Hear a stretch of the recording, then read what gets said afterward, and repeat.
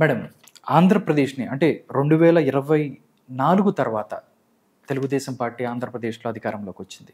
సంక్షేమం, దాంతో పాటు అభివృద్ధి 2 కళ్ళుగా ముందుకు దూసుకెళ్తుంది. బట్ ఇలాంటి ఆంధ్రప్రదేశ్‌లో వైఎస్ఆర్ కాంగ్రెస్ పార్టీ కులాల మధ్య, మతాల మధ్య వైషమ్యాలు, దాంతో పాటు ఏదో ఒకటి క్రియేట్ చేయాలి అన్నట్టుగానే తెలుస్తుంది. ఎందుకంటే మనం చూసుకున్నట్టయితే ప్రవీణ్ పగడాల ఎవరైతే ఉన్నారో ఆయన ఏదైతే ఆయనకి జరిగిన యాక్సిడెంట్‌ని హత్యలాగా దాని వెనక అవ్వచ్చు. సత్తెనపల్లిలో మేము కమ్మోళ్ళం, మీరు నెమ్మన కులాలకు చెందిన వాళ్ళు అని చెప్పి మాట్లాడతాం గానీ, ఈ వార్తని సాక్షి మెయిన్ పేపర్‌లో తీసుకురావటం. దాంతో పాటుగా నిన్న రాప్తాడుకి సంబంధించి పర్యటనలో అక్కడ జరిగిన ఏదైతే చాపర్ డ్యామేజ్ అవ్వచ్చు, ఇవన్నీ అక్కడ కులాల మధ్య 2 కులాల మధ్య ఏదో ఒకటి విద్వేషాలను రెచ్చగొట్టాలి. అంటే ఆంధ్రప్రదేశ్ ప్రశాంతంగా ఉండటం వాళ్ళకి ఇష్టం లేదా? లేకపోతే ఏదో రకంగా పబ్బం గడుపుకొని అధికారంలోకి రావాలి, రాష్ట్రంలో అశాంతి నెలకొల్పాలనే భావనలోనే వైఎస్ఆర్ కాంగ్రెస్ పార్టీ ఇంకా ఆ కుటిల రాజకీయాలతోనే ముందుకెళ్తుంది అని మీరు భావిస్తున్నారు? ఒకటండి, దొంగ ఏం చేస్తాడండి? దొంగతనం హ్యాబిచువల్ అఫెండర్ అంటాం చూసారా, ఏం చేస్తాడు? కంటిన్యూస్‌గా అలాగే దొంగతనాలు చేసుకుంటూ వెళ్ళిపోతాడు. హత్యలకు అలవాటు పడినటువంటి వాడు, హత్యలు చేయడానికి అలవాటు పడినటువంటి వాడు అనుక్షణం ఎంత ఛాన్స్ దొరికితే, ఎప్పుడు ఛాన్స్ దొరికినా హత్య చేద్దాం అనుకుంటాడు. అంతే కదా? అలానే ఇవి నేను ఎందుకు చెప్తున్నానో మీకు చెప్తాను. మీకు నాకు తెలిసి మహేష్ బాబు గారితో మూవీ ఉంటుందండి, స్పైడర్ మూవీ. నేను ఎప్పుడు అది ఎందుకు కోట్ చేస్తానంటే, జగన్మోహన్ రెడ్డి అందులో ఉన్నటువంటి విలన్ క్యారెక్టర్ అనమాట. పైచాచిక ఆనందమా? ఇప్పుడు మీరు నవ్వుతున్నారు, భరించలేడు జగన్మోహన్ రెడ్డి. ఫర్ ఎగ్జాంపుల్, ఎక్కడన్నా శవం కనపడింది అనుకోండి, పొలోమని బాలిపోతాడు. ఎందుకు? అక్కడ అందరూ ఏడుస్తూ ఉంటారు కదా శవం కనపడ్డప్పుడు. అయ్యో ఒక ఆప్తుడిని కోల్పోయాం, ఎవరైనా కానివ్వండి ఫర్ దాట్ మ్యాటర్, అయ్యో ఆప్తుడిని కోల్పోయామా అని చెప్పి వాళ్ళు బాధపడుతూ ఉంటారు కదా.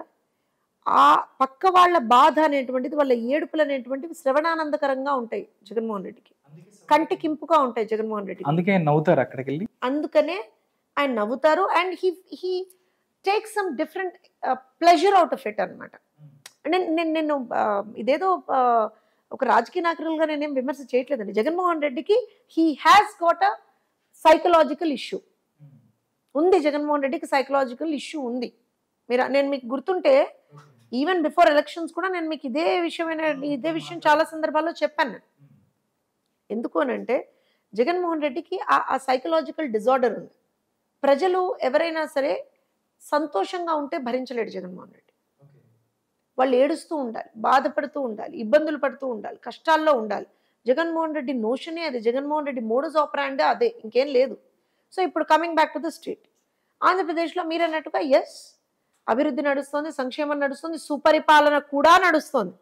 అందుకే ఎవరైతే తప్పులు చేశారో ఒక్కొక్కళ్ళ మీద కేసులు నడుస్తున్నాయి, వాళ్ళందరూ కూడా పుట్టకొక్కలు కట్టుకోకలాగా పారిపోతున్నారు.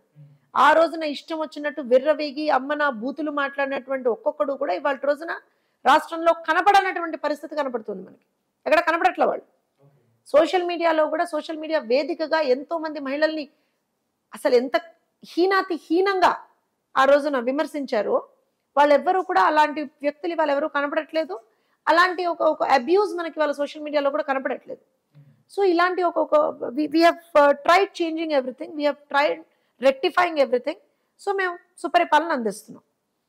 నౌ ప్రజలు సుఖపడిపోతున్నారు కదా, టైంకి పెన్షన్లు అందుతున్నాయి, ఉద్యోగాలు వచ్చేస్తున్నాయి, కొత్త కొత్త కంపెనీలు వస్తున్నాయి రాష్ట్రంలోకి. పిల్లలు ఎవరైతే చిన్న ఇష్యూ తోటి కూడా, విద్యాపరంగా ఏదైనా చిన్న ఇష్యూ తోటి ఒక చిన్న ట్వీట్ పెట్టినా సరే ధన్యమైన రెస్పాన్స్ వస్తుంది, తక్కువని అక్కడ పనులు అయిపోతున్నాయి. స్కూళ్ళల్లో ఇబ్బందులు లేకుండా స్కూళ్ళకి సంబంధించినటువంటి వర్క్స్ అన్ని జరిగిపోతున్నాయి, కాలేజీల్లో జరిగిపోతున్నాయి. ఫీజు రీంబర్స్మెంట్కి సంబంధించినటువంటి బకాయిలు కూడా చెల్లించేశారు, ఆరోగ్యశ్రీకి సంబంధించినటువంటి కూడా చెల్లించేస్తున్నారు. So everything is going on track. ప్రజలు జగన్మోహన్ రెడ్డిని మర్చిపోయారు కదా, దుర్మార్గుడిని మర్చిపోయారు కదా. ఎందుకంటే ఇప్పుడు సుపరిపాలన నడుస్తుంది. సో ఒక దుర్మార్గుడిని మర్చిపోయినప్పుడు దుర్మార్గుడు ఏం చేస్తాడు? అమ్మా వీళ్ళు నన్ను మర్చిపోతారా, అట్లా ఎట్లా అలౌ చేస్తాను అని చెప్పి ఎంటర్ ది డ్రాగన్ వచ్చేసాడు. వచ్చేసి ఫస్ట్ మతాల మధ్య చిచ్చు పెడదామని ట్రై చేశాడు. మొన్న నిజంగా కూడా ఆంధ్రప్రదేశ్ పోలీసుల్ని ఈ విషయంలో అభినందించాలి. చాలా చాలా సొఫిస్టికేటెడ్గా, టెక్నాలజికల్లీ చాలా అడ్వాన్స్డ్గా వాళ్ళు పనిచేశారు. ఎక్కడికక్కడ ఆల్మోస్ట్ ఒక 300 సీసీ కెమెరాలకు సంబంధించినటువంటి ఫుటేజ్ని వాళ్ళు చెక్ చేసి ఏమంటారు అని అంటే ప్రాపర్గా అసలు ఏం జరిగింది. ఇప్పుడు ఒక కుటుంబ సభ్యుని కోల్పోయిందండి. సిగ్గులేని రాబందులు కాకపోతే వీళ్ళు మనుషులా పశువులా లేకపోతే ఇంకేంటో నాకు అర్థం కాదు. పశువులను అంటే కూడా పశువులు కూడా సిగ్గుపడతాయేమో. ఈ YSRCP Paytm batch and Jaganmohan Reddy and బ్యాచ్ని చూస్తే, వాళ్ళు చేసే ఇడియాటిక్ పనులను చూస్తే, అరే ఒక కుటుంబ సభ్యుని కోల్పోయింది. మొన్న పాపిరెడ్డిపల్లి నిన్న రాప్తాడులో జరిగింది అదే కదా. ఒక బీసీ సోదరుడు ప్రాణం పోయింది కదా. కనీసం వాళ్ళ ఇంట్లో ఇంకా నాకు తెలిసి ఆ కార్యక్రమాలు కూడా అవ్వలేదు. 11 రోజుల కార్యక్రమాలు కూడా అవ్వలేదు. వాలిపోయాడు. శవం మీద కనుక రాబందు వాళ్ళనట్టు వాలిపోయాడు. అక్కడ వాలిపోయి ఏం చేశాడు? ఆ కుటుంబానికి ఏమన్నా న్యాయంగా మాట్లాడా? ఆ కుటుంబానికి ఏమన్నా భరోసా ఇస్తానని నిలబడ్డా? ఆ కుటుంబానికి ఏమన్నా కాంపెన్సేషన్, ఆ కుటుంబానికి ఏమన్నా రూపాయి ఇచ్చాడా?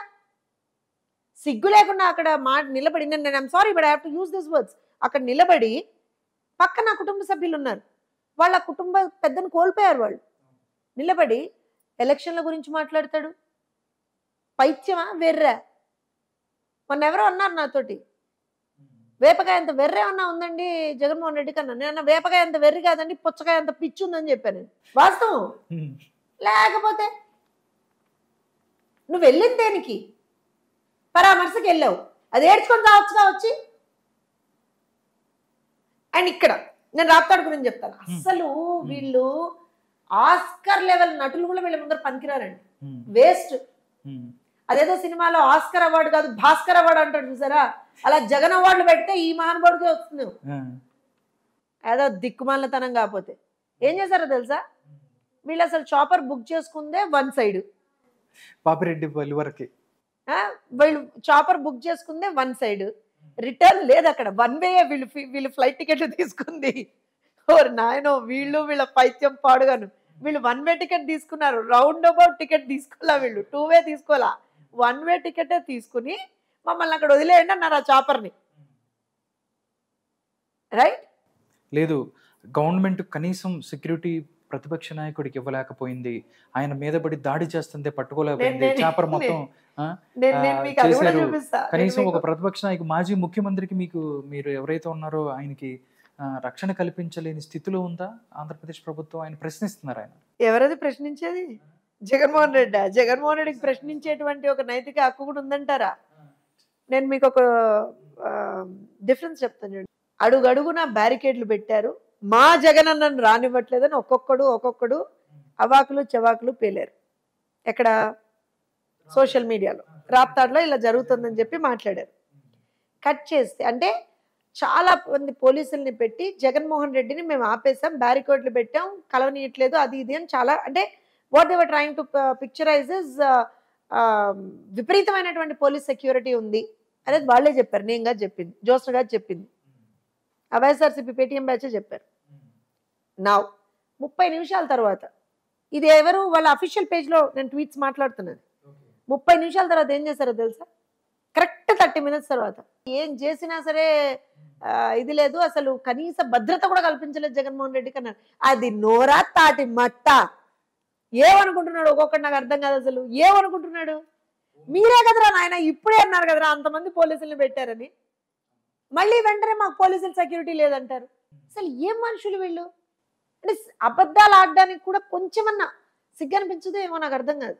పెద్దలో మాట చెప్పారు తెలుసా మీకు? అబద్ధం ఆడినా కనీసం అతికినట్టు ఉండాలయ్యా అని చెప్పారు. వీళ్ళకి అది కూడా వచ్చి చావద్దు, రాదంతే. అయితే ఇప్పుడు నేను ఎందుకు చెప్తున్నా అంటే 1 వే టికెట్ బుక్ చేసుకున్నాను. 1 వే టికెట్ అంటే chopper was book for 1 way only, వెళ్ళడానికే.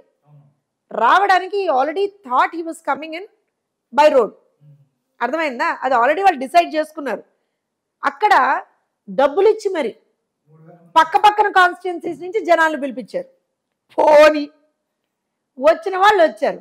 మరి జగనన్న బ్యాచ్ కదా అదంతా, దొంగతనం వాళ్ళ ఇట్లా నరాల్లో ఉంటుంది కదా. చాలా మంది వాచ్లు నరాల్లో దొంగతనం ఉంటుంది అక్కడ, జగనన్న బ్యాచ్ కాబట్టి. వాళ్ళు వచ్చి హెలికాప్టర్ పగలగొట్టారట, పైలట్ బ్యాగ్ ఎత్తుకుపోయారట. మీరు ఏం మనుషులు రా ఆయన, ఎందుకు వచ్చారు మీరు అసలు అక్కడికి? కొట్టుకుంది వాళ్ళు. అక్కడ అన్ని వందల మంది పోలీసులు ఉన్నారు. నిజంగా ఒక పోలీస్, నాకు తెలిసి is in hospital, 1 police constable is in hospital. చాలా సీరియస్గా కూడా ఉండింది అతను పాప. నేను now I think he should be recovering. Okay. So వీళ్ళు they created a nonsense there. They wanted to create.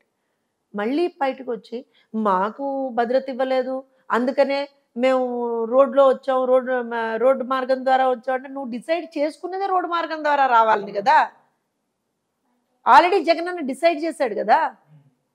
ఎందుకు అనంటే ఒక ఒక ఒక ఏమంటారు అని అంటే ఆ రోడ్డు మార్గం ద్వారా వీళ్ళు వెళ్తుంటే పక్కన ఆ సెట్టింగ్ కూడా వేస్తారు. ఇక్కడో 10 మందిని, అక్కడో 5 మందిని, ఇక్కడో 2 నిలబెట్టేశారండి. అంతా సెట్టింగ్ పర్ఫెక్ట్ గా పెట్టుకున్నాడు. సడన్ గా అంటే చిన్న లాజిక్ అంటే నాకు తెలియదు, మాకు అర్థం కావట్లే, పోనీ ఆ పేటీఎం బ్యాచ్ ని అర్థం చేయించమని చెప్పండి. సడన్ గా out of the blue Jaganmohan Reddy decides to go by road. How will the people know అండి? లోకల్ నాయకులకి ఎలా తెలిసిపోయిందండి? పరిగెత్తుకుంటూ ఒక్కొక్కళ్ళు అన్ని పనులు వదిలేసుకుని ఓ జగన్మోహన్ రెడ్డి వచ్చేస్తున్నాడని చెప్పి పరిగెత్తుకుంటూ వచ్చేసారా? అసలు సెన్స్ లేదు వీళ్ళకి.